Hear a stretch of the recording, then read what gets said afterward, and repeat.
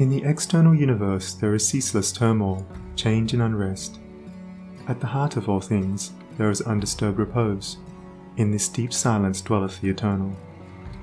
Man partakes of this duality, and both the surface change and disquietude, and the deep-seated eternal abode of peace, are contained within him.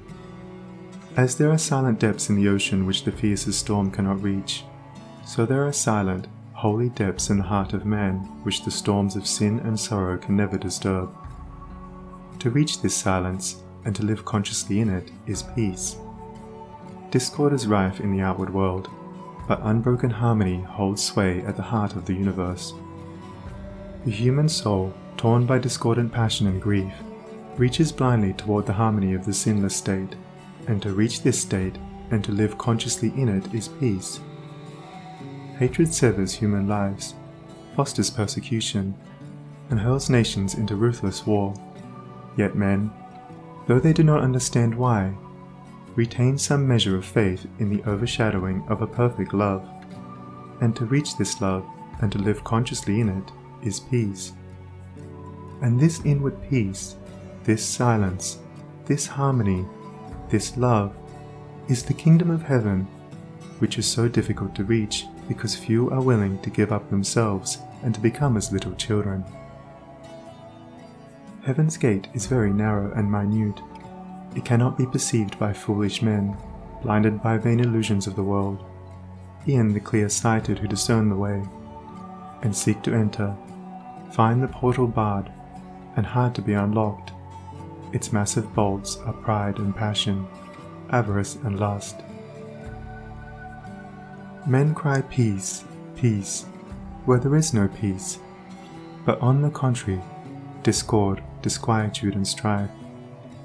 Apart from that wisdom which is inseparable from self-renunciation, there can be no real and abiding peace. The peace which results from social comfort, passing gratification, or worldly victory is transitory in its nature, and is burnt up in the heat of fiery trial.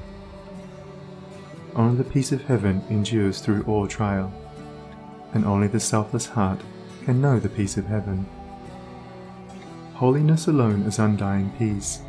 Self-control leads to it, and the ever-increasing light of wisdom guides the pilgrim on his way.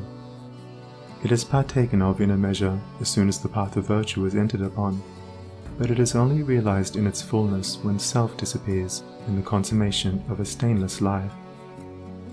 This is peace, to conquer love of self and lust of life, to tear deep-rooted passion from the heart, to still the inward strife.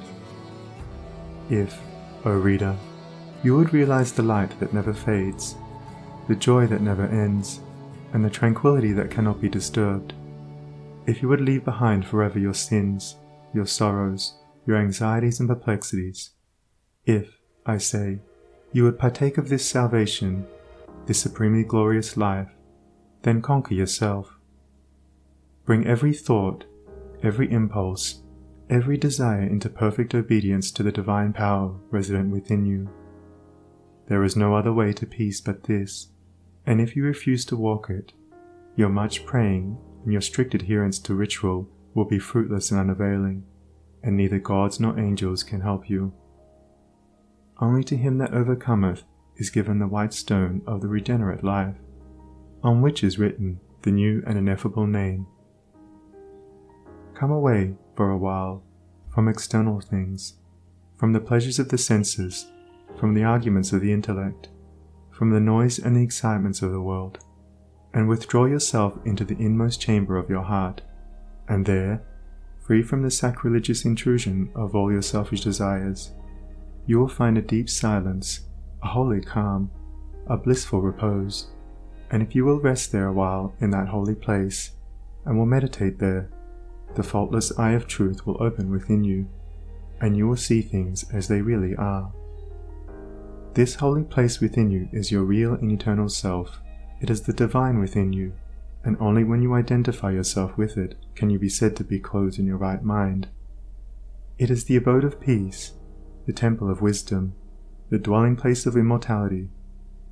Apart from this inward resting place, this mount of vision, there can be no true peace, no knowledge of the divine, and if you can remain there for 1 minute, 1 hour, or 1 day, it is possible for you to remain there always.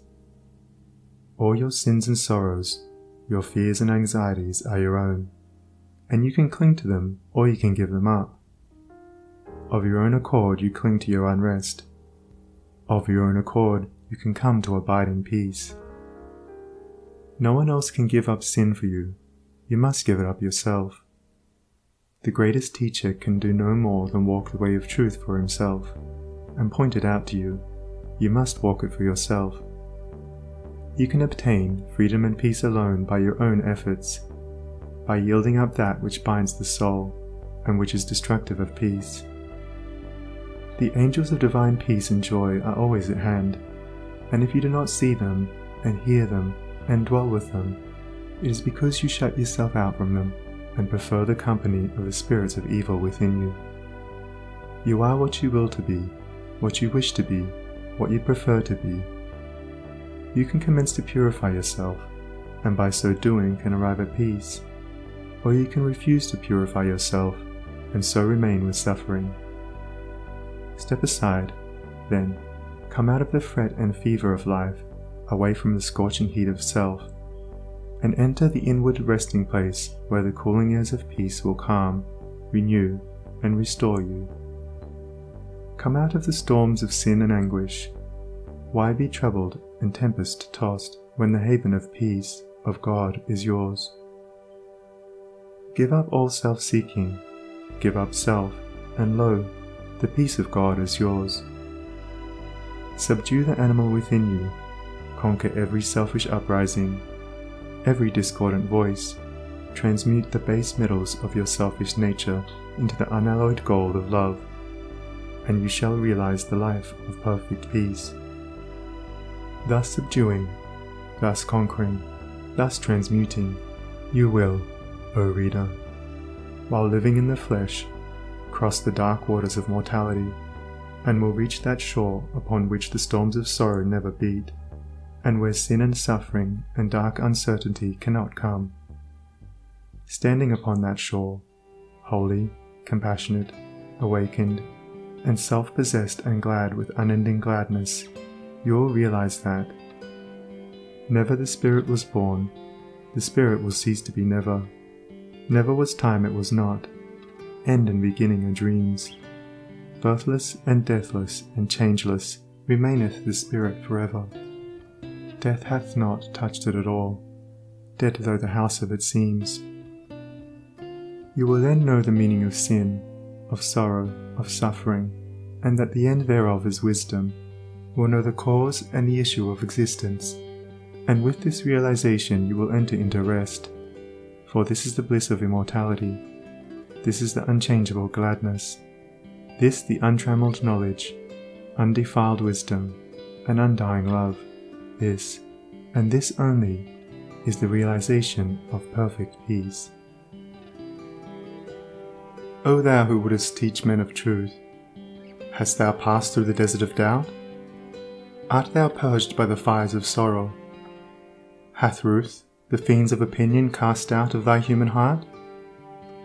Is thy soul so fair that no false thought can ever harbour there? O thou who wouldest teach men of love, hast thou passed through the place of despair?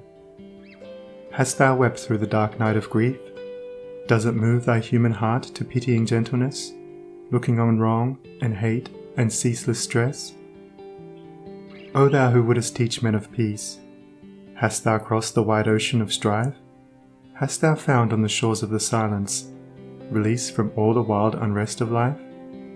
From thy human heart hath all striving gone, leaving but truth and love and peace alone? End of Chapter 7. Recording by Sunny Abdullah. SONNIE.org. End of The Way of Peace by James Allen.